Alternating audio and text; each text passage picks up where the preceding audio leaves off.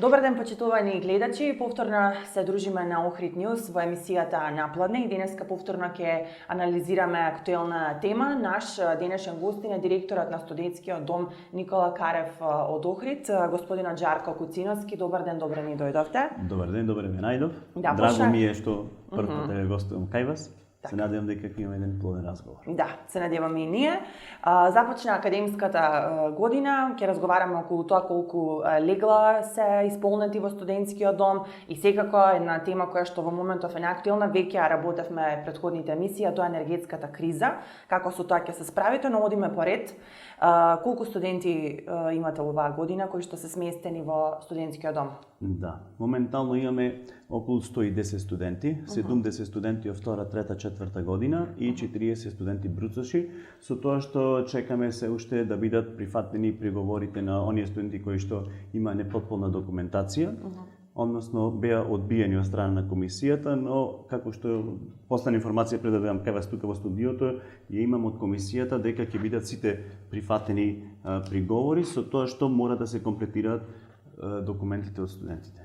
Значи некаде околу 110 до 120 студенти. Да, ова можам да се пофалам. Да, можам да се пофалам дека оваа година ќе имаме зголемен број на студенти, дали поради економската криза или поради заинтересираноста на самите студенти да престојуваат кај нас, тоа ќе покаже времето. Да, од каде се има студенти?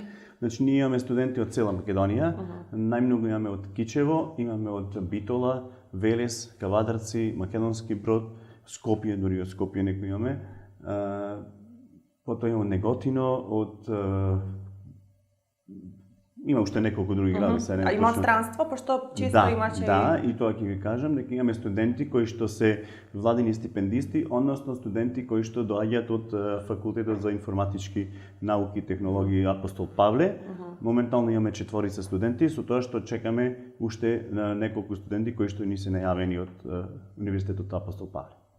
Колку е месечна закупнината, како да го кажеме тоа? Да, месечната партиципација на студентите која што ја плаќаат, оние кои што успеале да влезат во списокот, односно во примени студенти, изнесуваат 3895 денари, а државата покрива 3410 денари. Ќе ме прашате сигурно дали тоа е доволно или не. Јас ќе ви кажам дека не е таа сума доволно, бидејќи 7305 денари во оваа моментална економска криза не се доволни за еден студентски дом да може да функционира нормално. Да, имаше зголемување, тоа баш сакав да прашам околу цената. Пошто порасна сите продукти, тука има топол оброк. Така, значи во таа цена е 3895 денари. Само морам да напоменам дека 4195 денари студентите плаќаат во првата рата, односно кога се всувуваат заедно со тие такси кои што мора да ги платат и после се од вториот месец па натаму плаќаат 3895 денари. Тие 3895 денари влегуваат ручек и вечера, 2 оброци, додека за оние кои што плаќаат приватно, односно не се сместени во студентскиот, сакаат да престојуваат, плаќаат 8620 денари. Со тоа што плаќаат 3 оброци му следуваат. Да, а ќе има покачување на цената со оглед дека сме во економска криза. Вака, сега изворно ќе ви кажам бидејќи прв пат со вас разговараме за тоа. Ние вчера имавме еден плоден состанок во Министерството за образование и наука, кај министерот господин Јетон Шакири, заедно сите директори на ученички и студентски домови и баш беше дискутирано околу тоа дали е цената доволна, односно дали со таа цена се покриваат трошоците. Нормално дека не, во оваа економска криза тоа не е никако изводливо да се покријат. И имаше некои предлози за зголемување на партиципација, па да видиме се со измени на законот кој што треба да стапи на сила, се надеваме за брзо време. Тоа ќе биде законот за млади, кај што ќе бидат опфатени сите други закони за локална самоуправа и уште 2-3 закони други кои што треба да влезат, односно се спојат во еден закон, така да мислам дека тоа ќе се реши еднаш за секогаш дејноста, односно финансирањето на студентските домови, бидејќи во ваква ситуација не е издржливо со оваа цена. За колку би пораснала? Ако веќе порасне цената се мисли на цената на државата што ја плаќа, некаде околу 11.000 ќе порасне, ама сега за се уште тоа останува како предлог, бидејќи мислам дека сега се форсира да едноставно студентските домови влезат под Министерство за образование и наука, бидејќи само ние останавме надвор од Министерството, односно од владата, и не сме финансирани доволно или 100% за да можеме да ги издржиме сите овие трошоци. Да, а што освен легло и топол оброк нуди студентскиот дом? Какви се условите? Во каква состојба е студентскиот дом Никола Карев? Морам да напоменам дека државниот студентски дом Никола Карев е депанданс на поранешен хотел Палас, изграден 1964 година, и можам да се пофлам дека досега е во добра кондиција, се трудиме да го одржуваме во добра кондиција, така да собите се солидни, за периодот што е изграден до сега, собите се солидни, го одржуваме оноку колку што можеме, работиме и во лето, комерцијално, и така да сега е добро. Да, како се собите, по колку кревети? Собите се 3, 4 и двокреветни за студентите кои што ги нудиме. Дали имаше изминатиот период некои реконструкции во самиот студентски, некои проекти на кои што се работеше? Еве вака. Моментално, она што е најавено од страна на владата, а веќе е колку 2 години кај што постои тој проект, имаме некој проект од KfW банката од Германија, заедно со владата на Република Северна Македонија, и веќе почна да се реализира во Скопје. Тој е проект кој што ќе бидат опфатени сите студентски домови во Македонија, и влегуваме и ние. Во јануари веќе започнува со реконструкција и реновирање Кузман во Скопје. И ние сме одма после Кузман, во вториот дел сме ние, кој што ќе биде, тој се вика проект за енергетска ефикасност. Тука ќе биде опфатен целиот студентски дом, има некаде околу 2 милиони евра кои што се предвидени за нашиот студентски дом. Значи тука влегува фасадата, влегува кровот, покривот, канцелариите, рецепцијата, собите, кујна, ресторан. Значи сето тоа ќе биде нешто, така да се изразам, како еден вид на хотел кој што го планира. Да, ќе бидат подобрени услови. Да, сигурно ќе бидат подобрени условите, многу повеќе него сега. Колку вработени имате во студентскиот дом? 22 вработени и 3 со договор на дело. Доволна е таа бројка за да функционира? Не е баш доволна. Ако е пон капацитетот на студентскиот дом, не е таа бројка доволна. Тоа значи дека ќе видиме во иднина како ќе се одвива работата, односно ситуацијата со нашето финансирање, па владата ќе одлучи дали е доволно или треба да се зголеми или треба да се намали. Да. Ја спомнавме енергетската криза уште во самата најава, ќе продолжиме на оваа тема. Прво би ве запрашала колкави се сметките за струја, дали има зголемување и дали имате заостанат долг кон Евана за потрошена електрична енергија? Морам да напоменам дека ние сме на регулираниот пазар на електрична енергија, односно не сме на слободен пазар без да мора да купиме електрична енергија. Ние сме под Евана, така да за сега, оние сметки кои што ги добивме се некако издржливи. Како ќе биде понатака, тоа не знам како ќе бидат сметките. Колку пати се повисоки од претходните? Па, не, едно 2 до 3 пати, ништо повеќе. Да. А доколку има рестрикции зимава, како ќе функционират? За сега немаме никакви најави за рестрикции, односно веќе Министерството донесе одлука дека факултетите ќе работат, односно студентите ќе бидат во факултетите, тоа значи дека и студентите ќе бидат сместени во студентските домови. Она што беше најавено дека секоја институција, јавна институција, државен орган, дека мора да заштити 15% од потрошувачката на електричната енергија, ние се придржуваме кон тоа и онаму каде што можеме штедиме на електрична енергија. Па сега е добро. Да, но еве дали имате опција Б вие како студентски дом?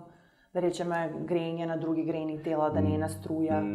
Да, имаме опција Б, што ја викате вие, тоа е нафтата, односно екстралесното гориво, меѓутоа знаете и сами дека нафтата, односно екстралесното гориво, цената е зголемена, не е таа што беше пред 2-3 години, па комбинираме нешто со екстралесно гориво, нешто со електрична енергија, така да не се исплатливо до сега барем. Значи нема простор за паника, нема простор за паника, со тоа што владата веќе си ја презеде врската дека ќе ни ги подмири режиските трошоци, бидејќи кај мене, ево и тоа морам да кажам, дека кај мене моментално од лани се сместени учениците на регионалниот центар за угостителство, Ванчо Питошевски, така да јас моментално располагам околу 200 деца и ученици и студенти. Јас како студентски дом, односно како директор, тоа не ќе можам да го издржам сам, ќе мора државата нешто да покрие. односно да ги покрие сите режиски трошоци. Да, имате заостанати долгови за потрошена електрична енергија и за други? Не, имаме и тоа тие се минимални, по една-две сметки, па платиме и така. Можеме да кажем дека ние имаме, да речем, некоја среќа или не знам како да ја наречам, што сме во Охрид, како туристички центар, па е актуелен, па работиме и во лето, па извадиме некој денар, па можеме да се покриеме и како за платите, така и за режиските трошоци. А летото работите како хотел? Работиме, имаме таква можност. Работиме како хотел, со тоа што јули и август ни се топ, можам да кажам, полни. Дори работиме и преку цела година, до сега барем така беше. Работевме бидејќи првиот спрат во државниот студентски дом е реновиран, односно опремен е со телевизори. Исто така целиот дом е покриен со интернет, Wi-Fi, од самата рецепција па до четврти спрат горе имаме Wi-Fi и во секоја соба има LAN мрежа. И колку е цената за ноќевање? Претпоставувам поевтина отколку во другите сместувачки капацитети. Поевтина. Не можевме да одиме ние со некоја повисока цена, бидејќи условите се тие кои што се, со објектот 64 година ние не можеме да наставиме некои повисоки цени. Моментално ноќевање е 500 денари. 650, односно 700 се извинувам, 700 денари ноќевање со доручек, 860 е полупансион, 1010 денари е полупансион. Да, и бевте полни летоваш? Да. Можам да се пофалам еве овде пред вас дека во оваа година ние од 1.1.2023 до 5.10 ние имаме околу 5000 ноќевања. До сега, да. Тоа е повеќе од лани? Да, повеќе од лани, за некаде околу 1500 ноќевања. Да, а гостите беа домашни или странски? Имавме и домашни и странски, имавме од соседна Србија, од Албанија, имавме од бугари, грци.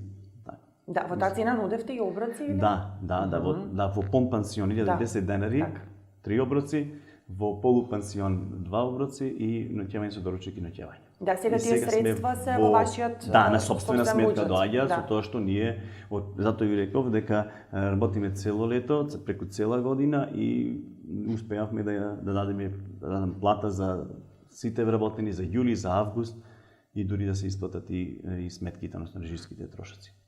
Одлично. А сега овој период работи како хотел, има таква можност? Да, еве веќе во најава имаме за една недела, некаде од 13, имаме најава од Србија, со кои што се збратимивме ние во Александровац. Јас бев пред недела дена во Александровац и имав промоција на нашиот студентски дом, таму беше жупска берба се одржуваше и бевме поканети од страна на домаќините. Имав, можам да се пофалам, едно сат време имав промоција на нашиот студентски дом и еве вроди со плод, ни доаѓаат и гости ова година од таму. Од 13 до 15 ќе бидат сместени кај нас. Да, а каде се промовирате? Ви има на букинг? Не, на букинг не можеме, затоа што сме сепак студентски не државни студентски не можеме да се. Најдобра реклама за нас е уста на уста, односно што викаат маркетингот, дека најдобра реклама ти е уста на уста, односно онај кој што ќе дојде кај нас, ќе престојува, па ќе му каже на другиот, па другиот на третиот и така. Тоа е тоа. Значи за вакво сместување, за ваква работа имате капацитет 12 месеци во годината, така? Да, имавме до сега, не можам да кажем дека ќе има и понатака, меѓутоа има неколку соби кои што може да се користат за тоа. И се работуваме и со доста фирми во Македонија, кои што своите вработени ги праќаат кај нас и така да добро за сега. Да, супер. Би ве прашала и дали се соочувате со други проблеми во студентскиот дом? Да речеме стар кров, стара реконструкција, протекува кога врне, кога е ладно? Не. Пред да дојдам јас за директор, веќе бил реновиран кровот горе пред, не знам, можда 10 години, така да сега за сега немаме такви проблеми. Се надевам дека се додека почне реконструкцијата, односно реновирањето на студентскиот дом, дека нема да има такви проблеми. Можда проблемите би биле околу старата дограма, натрешна и надворешна, меѓутоа ќе издржиме уште неколку месеци, па се надевам. Па да би ја промениле. Да, како би, па заедно со тој проект ќе влегува и дограмата тука, така да мислам дека ќе личи малку на повеќе студентски дом.